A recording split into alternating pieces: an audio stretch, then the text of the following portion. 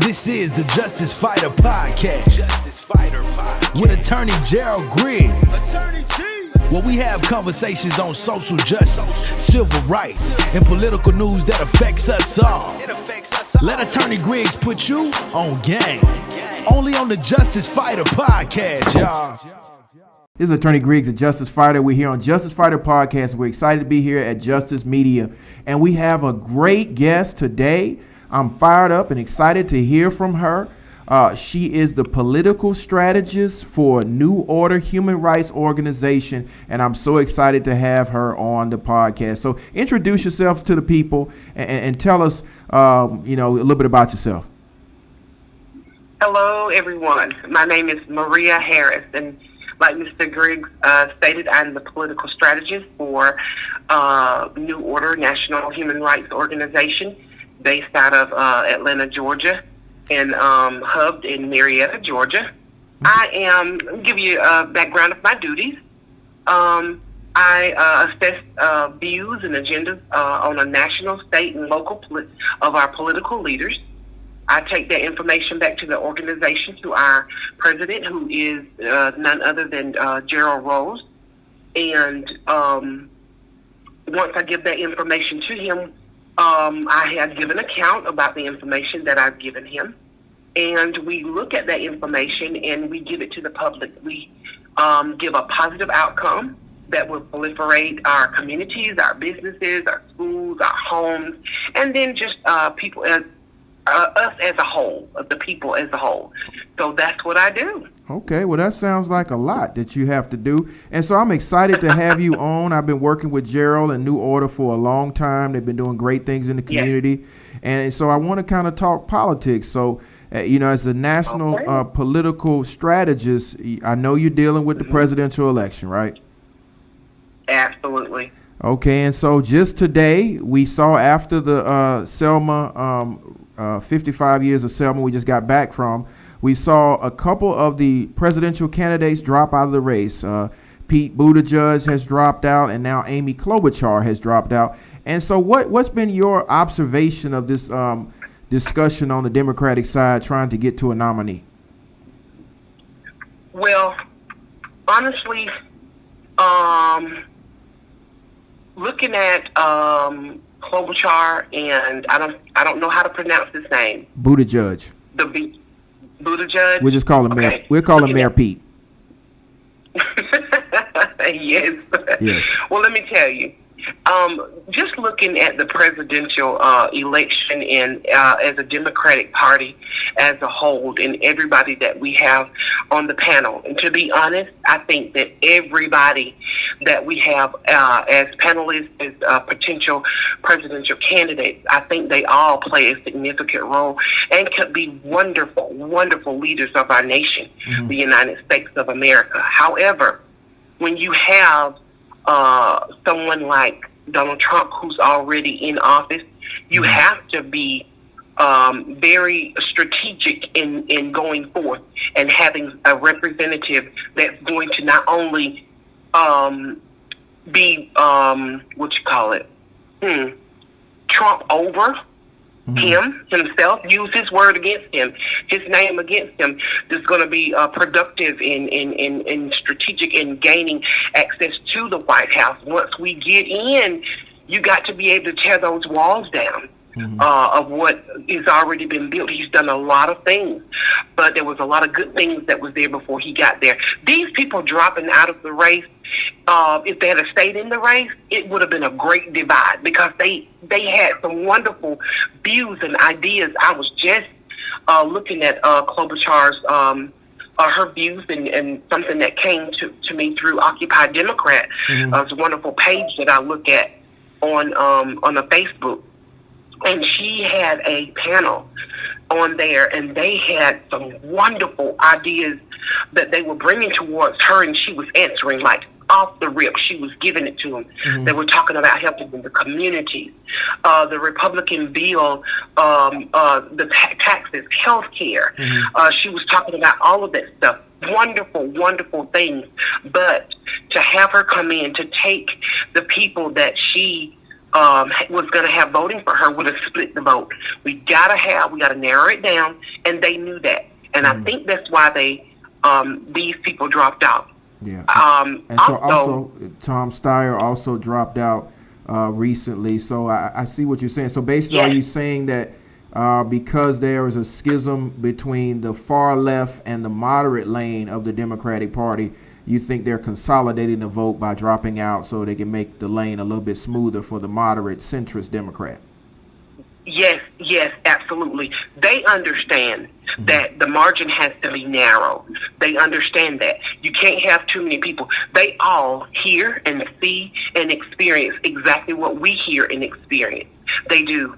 And they know that, like I said, it has to be strategic how this plays out.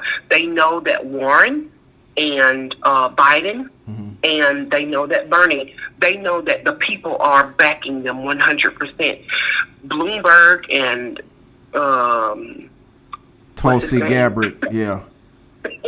Yes, him and Steyer and Klobuchar. They know that they have some backing and some following, but it's not as strong as the other three.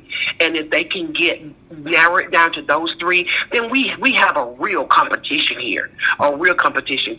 I project that Biden would take it, and I need for him to take Warren along with him because she has some excellent and wonderful views that we need to experience as a people and as a nation.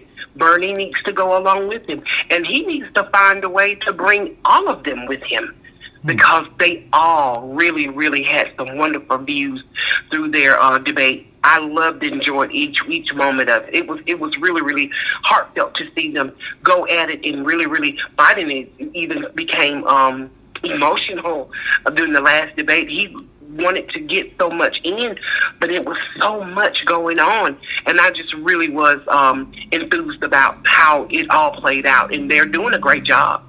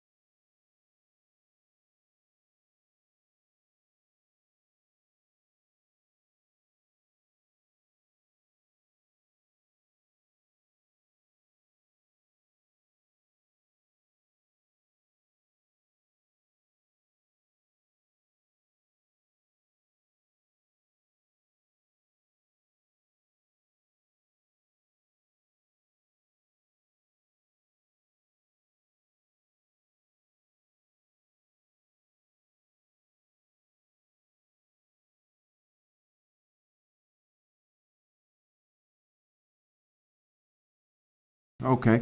And so do you think that the Democrats can coalesce around a candidate? I mean, Bernie is healthcare for all. It's more of a democratic socialist platform, where Biden is more centrist and reminding people that he was in office with President Obama. And of course, you know, Elizabeth Warren is in the middle of both of those positions, where she still, you know, leans toward Medicare for all and more progressive policy. And then, of course, there's the Bloomberg centrism, which is more like Republicanism. But so, I mean, where do you see this all playing out as we get closer to Super Tuesday, which is actually tomorrow? Where do you see this playing out? Well, actually, let me just say this. I've been kind of watching Bloomberg for about 2 weeks now. It didn't take long. He went to a church and not too long ago, maybe it was Sunday past, yesterday or whatever, and the congregation stood up and put their backs towards him. Yeah, that was in Selma. And yeah, so we kind of know that. Listen, I think Bloomberg came out of his he came out of his mindset of saying, "Hey, if Trump can do it, I can do it." See, we had this thing going on. If Obama can do it, I can do it. But they just did not know that Obama was very intelligent. His mindset was strictly for the people. They looked at it as he's a black man. He don't know nothing. He ain't got nothing. And it's going to be XYZ when he gets there. He had no way, nobody, well, Republicans anyway, because I watched Boehner every time he got up and speak, give nasty looks to him. It was horrible to sit and watch them whenever President Obama would speak. And so that I can do it too thing, but see, everybody sees Trump. He's mean. He's nasty. He's just completely unfit to be there. So Bloomberg came out of the works and said, "Hey, if he can be a rich man and run the country, hey, maybe I can too." But that's not it. Just because you can run a business does not mean you're fit to run a country. You have to be completely unbiased when you're running a country. And he doesn't have the capacity to do so because he's been has a lot of things going on in his company. People have labeled him to be a racist as well.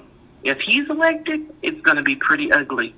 Sort of like what we got in there, but it's going to be on a nice, nasty level. However, Warren and Biden and Bernie, they bring such a not pure but sincere mindset to it.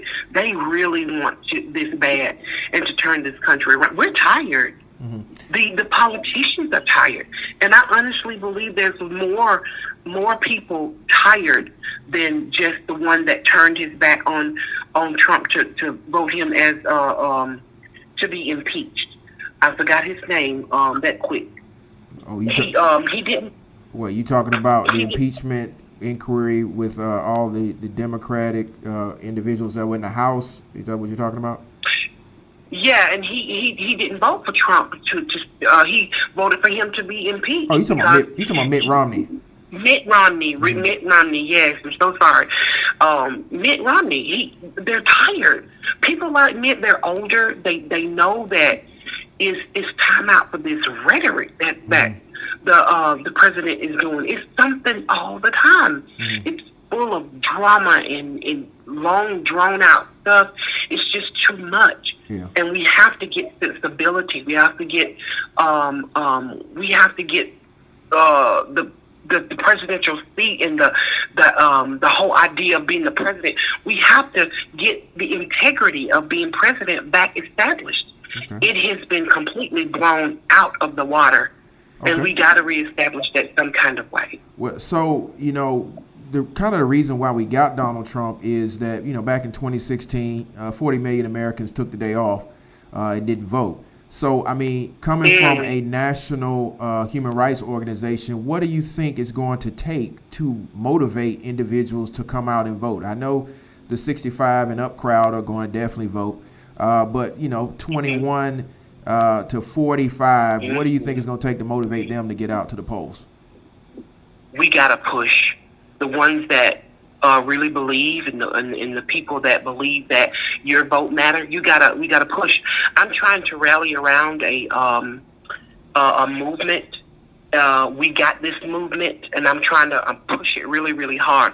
I've been talking to a lot of the youth here in Spartanburg, South Carolina, where I am based, and talking to them, asking them about what is it about voting a lot of the youth, I think it's Generation X, 25 and under, they don't believe. In between the 18 to 25, they really don't believe that their votes count. It's all systemic, it's all planned. They already got who they're going to vote in, and it's hard to get them to their train of thought and to get them to understand, yes, it matters. Your vote matters. And we got to let them know we got this. The people before us, who bled, who died, so that you can have a right to vote. I have pictures all over the internet. They're everywhere. And we got to let them know that this is where it stemmed from. This is where it started. This is why it started. And if you want to have the issues that you're going through accounted for, you want to have your views looked at, if you want to have this stuff stopped and your communities raised and awareness all over the place, you got to get out and vote. And they don't understand that your vote counts. They don't understand that, the issues and things. I even heard them this time. I just voted on Saturday for primary, and I talked to a couple of them, and they was like, I'll just wait until November comes, then I'll vote. And I said, do you not understand that each time there is a voting opportunity that you need to make that count?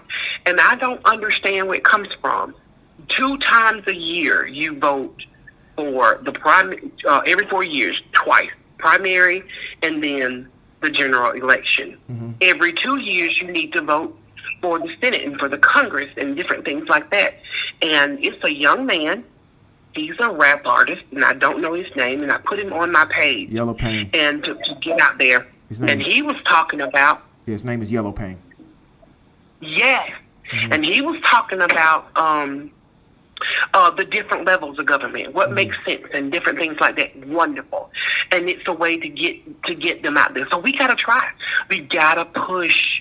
We got to push. We got to let them know that where it came from, where it stemmed from, why we got to vote, and why it matters. Yeah. I'm telling you now, a lot of them hear the Trump thing, and they're very angry by a lot of stuff he's done. He made it easy for Generation X whenever he started to downgrade Colin Kaepernick. He made it easy whenever he started to for them to vote against him, when he started to play around with disabled people and mimic and mock those people. So he did it to himself, but I thank him for it, because he just let people know who he was. In general, all over who he is. He is something very, very wrong with that person, and we have to push him way out and get somebody sensible in the White House that's going to allow us as a democratic people to rise up and do what we need to do for one another. So do you think there's a candidate out there that's spoken to that? Because, I mean, I do understand the need to vote to be anti-Donald Trump, but don't you think that there has to be a platform out there that's pro something so that would motivate folks to vote? Honestly, I think that the 3 that is left, except for Bloomberg, I have my issues with him. Bernie and Biden and Warren, I think any of them will make a wonderful president. However, I'm leaning more towards Biden, and because Biden has been there. He's been in the White House, and that's just me, and I heard you say it before. He's been there. He was with President Obama, a great leader. He knows stamina. He knows discretion. He has temperance.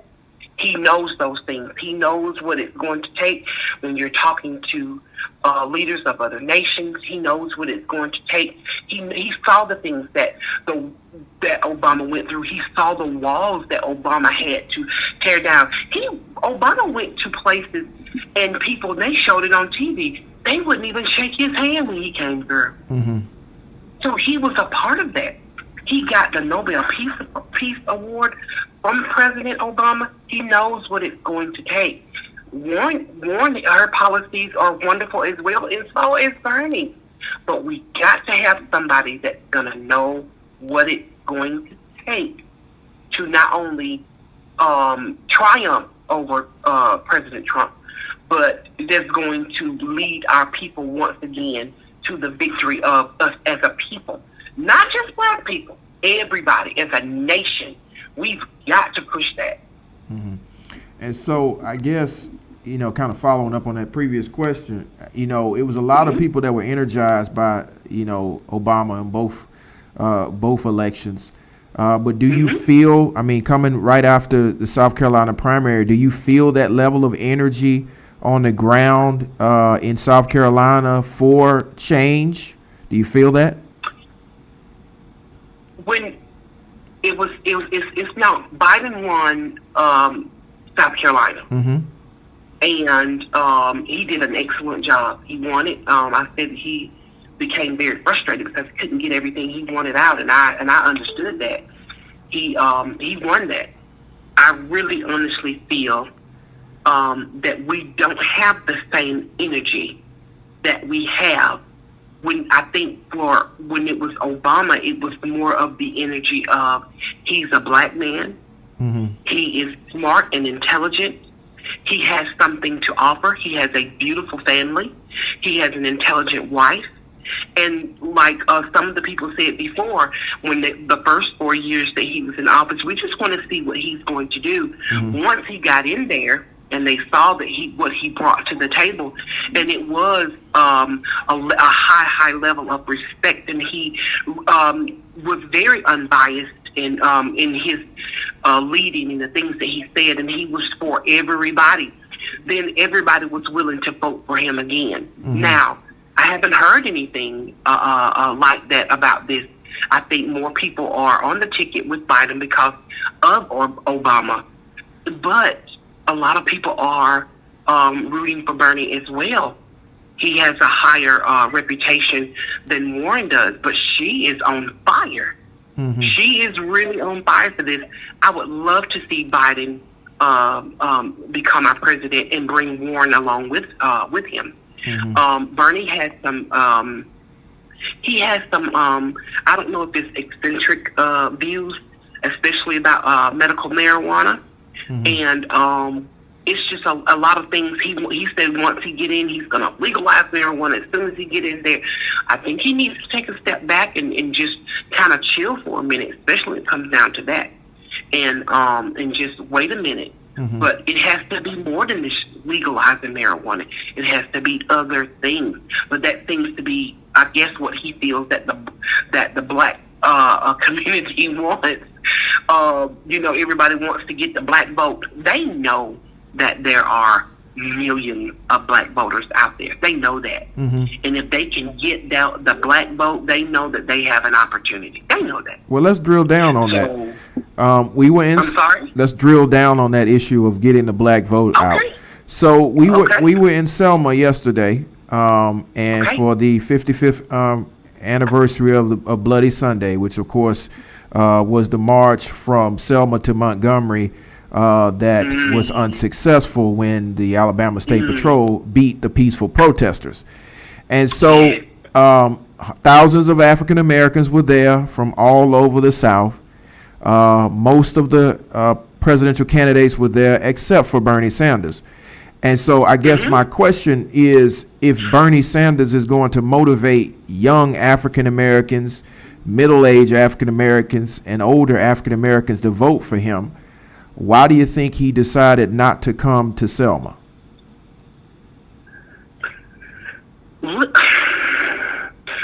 be honest, looking at his views, I don't see why he wasn't there.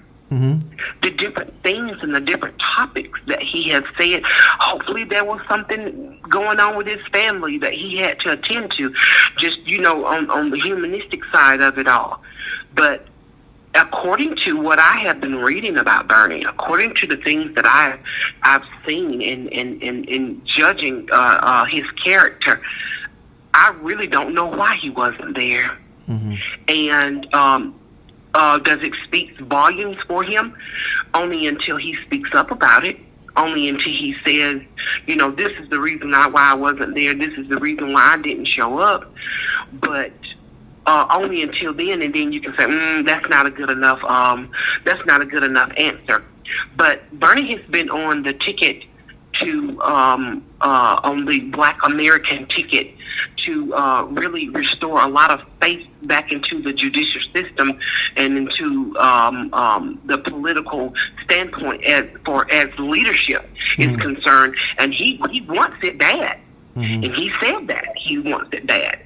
But hey, him not showing up yesterday, that's really going to speak volumes for him.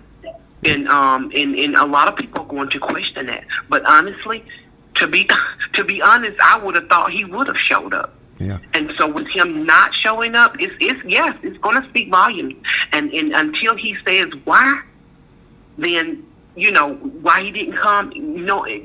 No telling why he didn't come. But until he speaks on it, then we'll never know why. But yes, it is going to make a difference to a lot of people. Yeah, because all of the presidents of the Greek organizations were there. The NAACP's president was there. Al Sharpton was there. Jesse Jackson was there. John Lewis was there. Thousands upon thousands of African Americans who vote were there. And so far, there's been silence from Bernie Sanders' camp, except for saying that he protested in the civil rights movement in the 60s. And I mean, I respect that fact, but here's a commemoration of the 55th anniversary of the bloodiest day of the civil rights movement and the reason for the Voting Rights Act, and you weren't there. So there's some definite questions that need to be answered. But as black people, don't you think we need to be a little bit more upfront and honest about what we demand in the next presidential candidate from the Democratic Party? Don't you think we should demand that you come to our events and you speak directly to the base? Absolutely. But who do we have to speak up for us? It's a good question. We've got to. Yeah, we've got to. We've got to put that. But then too, who do we have to speak up for us as a people? I mean, it seems to me now. One thing we as a black people got to do, we've got to become a little bit more congealed with the things that we're demanding. It can't be this east side, west side, north side, south side type of thing that we want. We got to come together as a people. Now I'm gonna tell you, Strayer, Tom Steyer, he hit a lot of things on the head. Speaking up about reforms and recompense and reconsolidations and different things like that for the black community. And really and truly, I was interested to figure out what did he mean and how far was he willing to go with that, because that is a conversation that needs to be had. What are we as a people looking for as a recompense for us? It's definitely not 40 acres and a mule now. So what are we looking for? Let me see. Let me pull it up here. So basically, you're talking about his platform for reparations, Tom Steyer. Oh yeah. Yeah. Oh yes, most definitely. And what is that going to look like? I'm very interested to know what is that going to look like for us as a people. First of all, we as a people got to come up with what are we looking for? What is it that we need to happen? What is it that we want to happen for us as a people? And so not only is us as a people, as a black race, because really we are the race that has been stomped on and the most, but we got Native Americans that went through the same exact thing. They were the first people that were bruised and oppressed and beaten and killed off. So we got to figure out, us as a people, we do that, but we're not the only ones. So how do we make this happen? So that's a needed conversation that we need to have. Okay. How do we get this to happen? How do we make this happen? How do we get this to happen? So exactly, what are we looking for as a people? How do we get it? How do we make it happen for us? And I think And on all of the debates, Drea was the only one that was really, really hitting things on the nail. Like, okay, how do we do this reform? How do we go back and do this this recompense for us? And where do we go? And a lot of people was cheering for that, but you know, when it comes down to it, what else did he have? And I think that's another issue. If that's all you got for us, and is a recompense, then where else are you going? Mm-hmm. So okay, it's sort of like, okay, you're gonna point out the white elephant in the room, but however, if wash your back, you wash my back, I wash yours. I do this for the black people. Okay, black people, what are you gonna do for us? Type thing. I just think. Well, I mean, I don't know if it was quite like that, but I think that what he was trying to say is you can't really have a black agenda without talking about the elephant that's in the room, and that's reparations. Absolutely. But you know, a lot of the candidates have skirted around that issue. I know Bernie has said we're not even going to address that issue, and Biden has talked about what he did with President Obama. So I think that we need to keep that issue squarely on the table, because you know the Native Americans, they got their reservations and they do have their own government, and there's other entities, the Japanese Americans who were interned, they got reparations, and the Jewish Americans who were a part of the Holocaust, they also got reparations, and so did the slave owners got reparations right after the Civil War. So I think that it's a definite needed conversation. But in the last few minutes of the podcast, we got to wrap it up. What is New Order? What is New Order doing to push forward to get African Americans out to vote and to protect their human rights? As the political strategist who I am, like I said, we're going to push this. We got this movement to our youth. That's where we have to start. We have to let them know that we are coming out the gate running with our just hard, and we cannot let up. New Order is 100% taking on that role to make sure that we push youth, we push this middle generation that I'm a part of, and as well as the 65 and above. We're pushing this, and we got to let our people know we got this. We got to vote. Why do we have to vote? How do we vote? What does that look like? And to push it out there. The only thing we have is word of mouth. We can talk about this all day, but we got to hit the hedges and hit the highways, and we're pushing it through social media. We're pushing it through this podcast as well. Pushing it through our website and different things, and we're pushing it and letting people know, hey, even if you need a better understanding, a clear understanding of what voting is all about, we can help. So that's what we're doing. I'm going to be doing a lot more web things on. I'm trying to get some things out through the website and through the Facebook page to inform people, let people know exactly what we need to do, not to persuade them of who to vote for, but to let them know that it is your right. And with it being your right, go exercise your right. And do it with joy, and do it with the understanding of who you are as a people, and that you are an American. Above all, you are an American. You are African American, and the people before you have fought very hard. They bled and died to make sure that you have this right and to go do it. Okay. Well, I appreciate you. And how can people get in touch with New Order Human Rights Organization and make sure they are part of this movement? Okay. New Order, we have an 800 number. It's 1-800-346-5138. Call us directly. Like I said, we are hubbed out of Marietta, Georgia. If you'd like to send us a letter to let us know what you think, have some questions or whatever, you can drop us something in the mail, P.O. Box 1821, Marietta, Georgia 30061, or you can always email us at info@nonhro.org, and that is our direct email address. Thank you for that. Are there any parting thoughts you want to leave the people with as we get ready to close out? Well, first of all, I want to thank you, Mr. Griggs, for allowing me to come in and be a part of your podcast.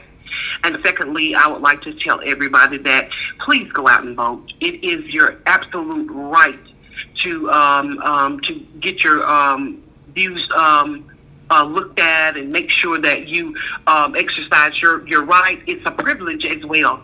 Get out there, vote, make it count. We got this. 100% we got it. Well, I really appreciate you coming in to Justicefighter podcast, and we really appreciate you, and we will definitely have you on again. Tell Mr. Rose that I really appreciate you coming on. No problem at all, and thanks again. Thank you.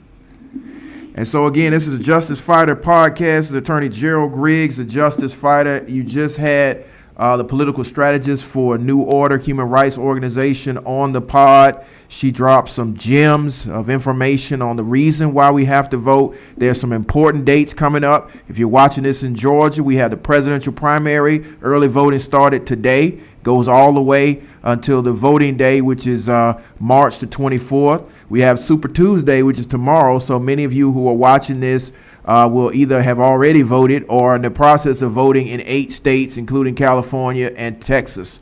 So we will be very close to determining whether or not we will have a nominee before the convention. So that's big. Again, several presidential candidates have dropped out of the race. Tom Steyer has dropped out. Pete Buttigieg has dropped out. Amy Klobuchar has dropped out. And we're still waiting on Tulsi Gabbard. Yes, she's still in the race, but she's polling at about 0%. So we'll see what happens with that.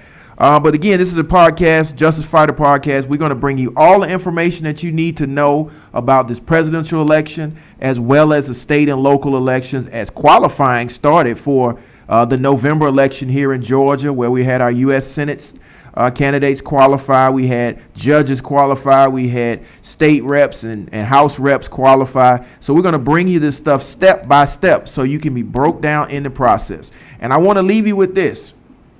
Not only should we vote because our ancestors were beaten on the Edmund Pettus Bridge that I just walked across yesterday, but we're also seeing mass incarceration at a very high rate that's affecting the new generation. So if you're not going to vote because your ancestors voted, you might want to vote now because it's very close to us being right back in the situation that John Lewis and Martin Luther King and all those individuals found themselves, as the Voting Rights Act is being gutted as we speak. That means your right to vote is being taken away. And if it wasn't important, they wouldn't take it away. So this is Attorney Gerald Griggs, the Justicefighter. I will see you on the next episode of Justicefighter podcast on the Justice Media Network, brought to you by eStream and JVidz production. I want to thank them. I want to thank you for watching. And for all things justice, tune into the Justicefighter podcast. I'll see you next time.